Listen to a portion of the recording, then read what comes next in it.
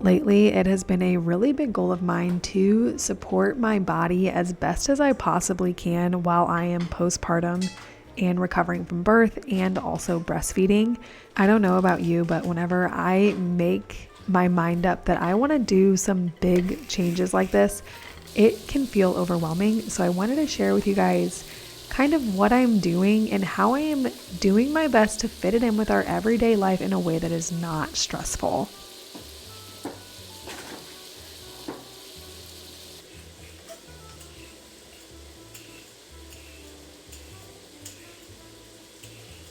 I'm peeling a sweet potato. The first thing that I have going in my kitchen this week is the sweet potato sausage kale soup that I'm pretty sure I showed here on YouTube last week. This has quickly become a favorite for our family for a couple of reasons. One, it is really easy to make. Two, it is so incredibly tasty. Third, it is comprised of whole foods, so it's pretty darn healthy. And the fourth reason is that it's actually filling, which I find pretty tough to get in a soup. For the most part, I think that whenever I have soup, I am usually left wanting, and I don't feel that way with this one. So we have really liked making this a bunch. The recipe is from Paleo Running Mama, and I would definitely recommend you try it out as well.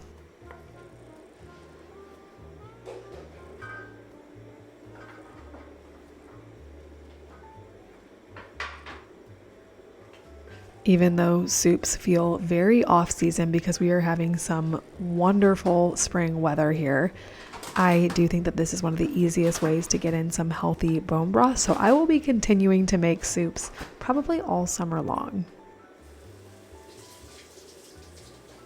I spend a lot of time in my kitchen, so it's only natural that I want the easiest and best way for my children to be in the kitchen with me, which is why I'm excited to introduce today's video sponsor, the Momazing GrowPod Pro High Chair.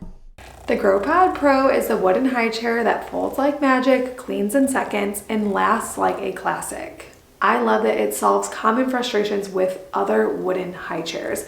I really love that it has a small footprint whenever it's out, and it folds up so that you can put it away whenever you clean your kitchen for the night. It has a grow with me design, so while your child is younger, you can put them in it and use the tray to set out their food, and then as they get older, you can take off the tray and scoot it up to your table like a chair. It blends in seamlessly with your furniture, so it doesn't look like you have baby gear out all of the time. We are obviously in the interest of having a high chair that lasts. I plan on using it for her whenever she gets to the high chair stage, and I will just pop that tray back on and we will use it for her to play in and eat at for every single meal. We all know that one of the biggest things you look for in a high chair is easy to clean, and this one is. It has a removable seat cushion so you can choose to use it with or without it. The wood and the seat cushion is super wipeable, and the top tray lifts off and can go in the dishwasher. I love that once I have the top tray lifted off and cleaned up, I can leave the baby in there to keep playing with toys and all that kind of stuff on that second tray. If you are someone who has a kitchen with a smaller footprint, you will love how this high chair folds. I also love it for whenever we have people over and we just want as much moving around space as possible. It just folds up in less than 5 seconds and you can tuck it away behind a fridge. I tuck mine right next to my trash can and it's totally out of the way. If you're anything like me, you need a high chair that fits into your regular daily life. It goes with your furniture, it suits all of your needs, and I love that the Momazing GrowPod Pro is exactly that. If you are ready to invest in a high chair that's going to last like a classic, make sure to head to the link in my description. You can use my code to save 10%. Thanks so much to Momazing for sponsoring today's video.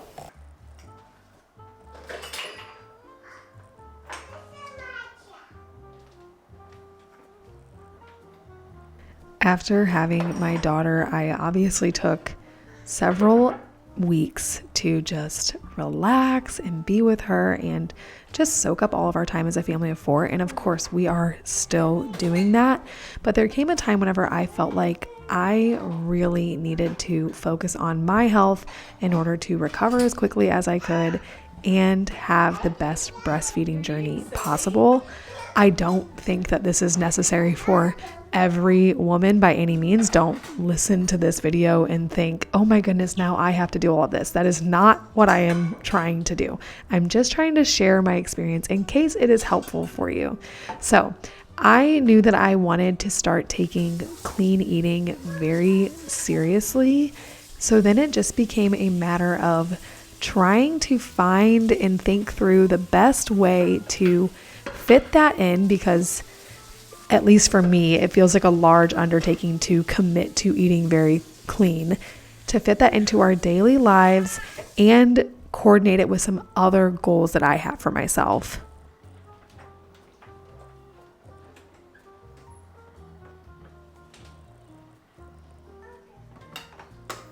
What? So to first define what clean eating really means to me, which is a funny thing to say, but to define that so that we have a general idea, is I am calling it my paleoish diet.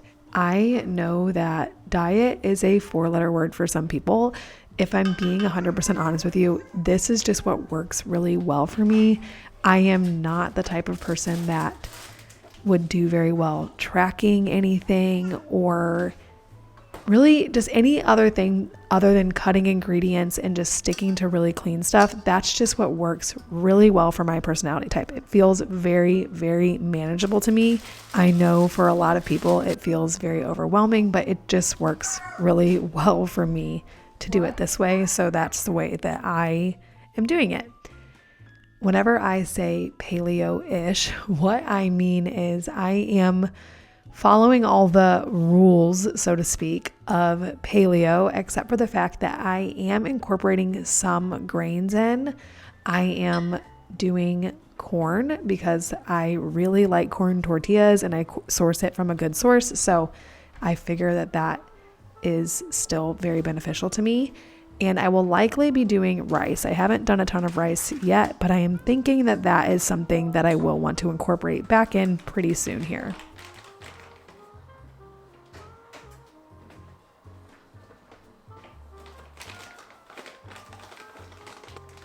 Speaking of corn tortillas, my absolute favorite and the only kind I will be eating during this clean eating kick are homemade corn tortillas. I love the process of making them because it feels very straightforward and very fun, and the end result is an extremely tasty tortilla.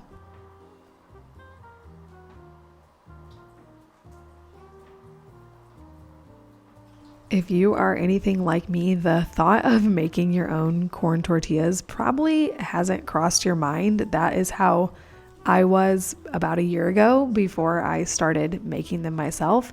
But let me encourage you to make them, and I'm going to talk about how. First things first is you need a really good masa harina. I think that's how you say it.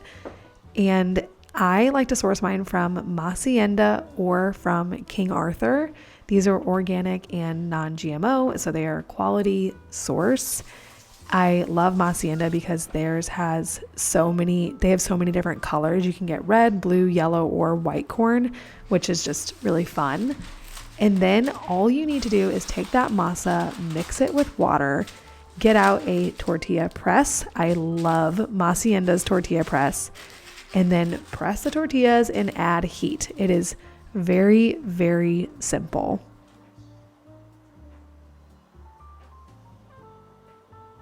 This is something that, given the opportunity, I love to do with a friend. It goes by really quickly. It's fun to just hang out in the kitchen and chat while one person presses and the other person manages the skillets. I definitely encourage you to host a tortilla making girls' night. I am currently trying to plan one for me and my sisters because it's just a good time and really productive.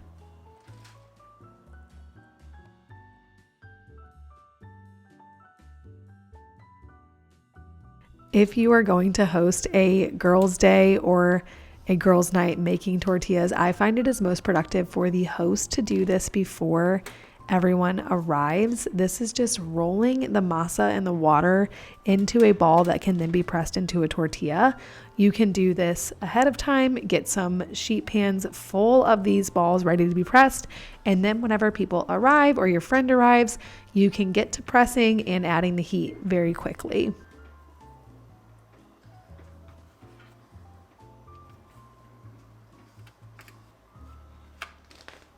It is certainly not fun and kind of awkward to talk about doing a diet, especially in the year 2026.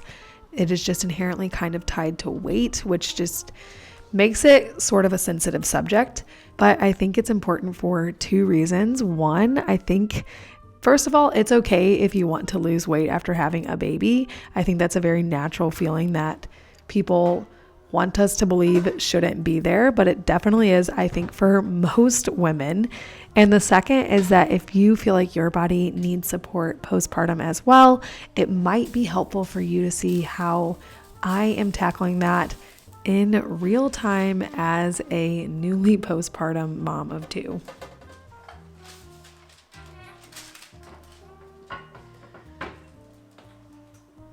Clean eating is important to me. That's something that's been important to me for probably like 4 years now. So it might not feel like this would have been a big shift for me, but it most certainly was, because while clean eating is important, of course, I still get ice cream whenever everyone's going to the ice cream shop and all that kind of stuff. And this kind of took some of that away, which you might think feels like a crash diet. To me, it's really, really good to have that line drawn. Like I said, it just works really, really well for my personality type. But all of that to say, deciding to do this was a commitment, and I do best with planning out what it's going to look like and setting a date on the calendar.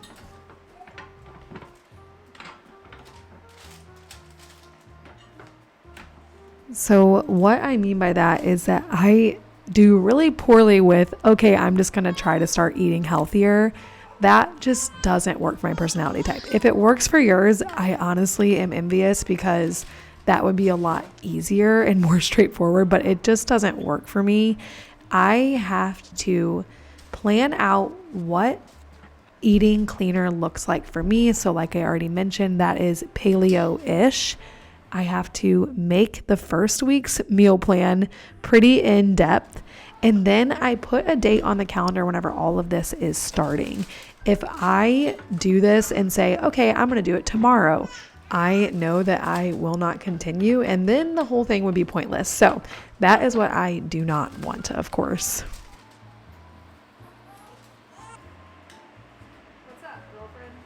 The other surefire way to make sure that I do not continue is trying to do too much all at once. So I knew for this particular round or date that I set on the calendar, I needed to just focus on the clean eating. And I will probably need to let this routine settle in for a couple of months before I even decide to tackle adding in working out and daily exercise as part of this routine, or going on walks. I have to take it one step at a time.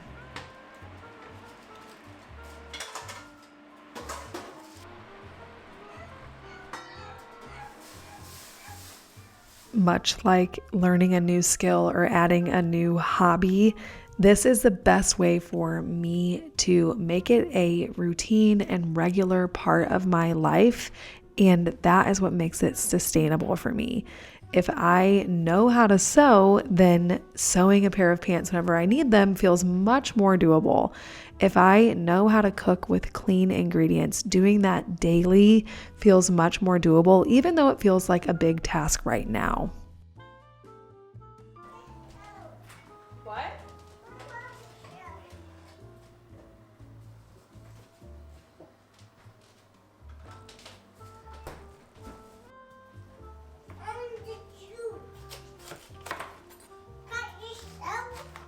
Almost. I did already say this, but I think it's worth repeating that this is not something that I think you have to do to be healthy postpartum, or something that every mom should do. I just know that it works really well for me. And this video is for those that might find it helpful to follow along with that process or might even need permission to do it for themselves. Yup.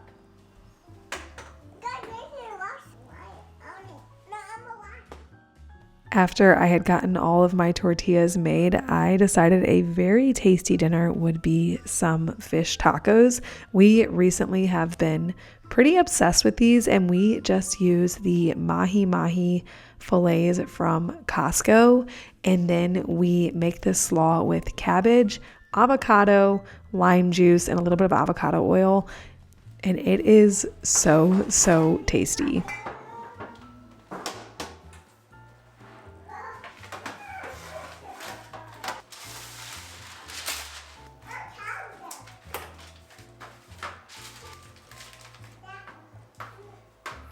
I hope that you found this video encouraging. If you guys are interested in the paleo-ish journey and want to follow along, let me know in the comments so then I can share more of the recipes I'm trying, more of how it's going. Just let me know. As always, thank you so much for watching, and I hope you guys have an amazing spring week.